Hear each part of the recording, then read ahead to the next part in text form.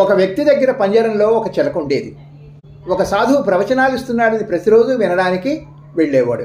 చిలక యజమాని అడిగింది, ప్రతిరోజు ఎక్కడికి వెళ్తున్నావు అని.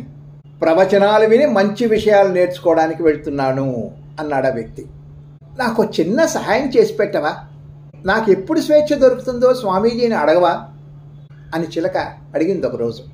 మరుసటి రోజు స్వామీజీని, స్వామి, నా పంజరంలో ఉన్న చిలక తనకెప్పుడు స్వేచ్ఛ దొరుకుతుందో అడగమనింది.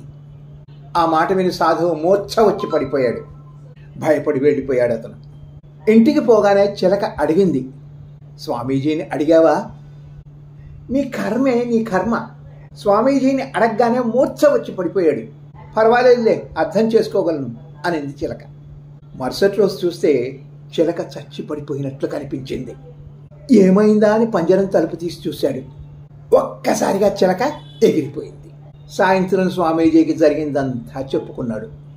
మూర్ఖుడా, ఇన్నాళ్ళు ప్రవచనాలు విన్నా నీకేమీ అర్థం కాలేదు. పంజరంలోనే చిక్కుకొని ఉన్నావు. ఈ సమావేశాలకు రాకున్నా నేనేం చేసి చూపించానో చిలకకు అర్థమైపోయింది. తప్పించుకొని పోయింది. నీవేమో ఇంకా పంజరంలోనే ఉన్నావు.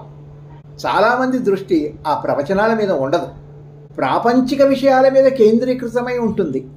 నేర్చుకోవాలనే కోరిక ఉంటే నిజాన్ని గ్రహించి తప్పుడు ఆలోచనలను, అహాన్ని వదిలిపెట్టాలి.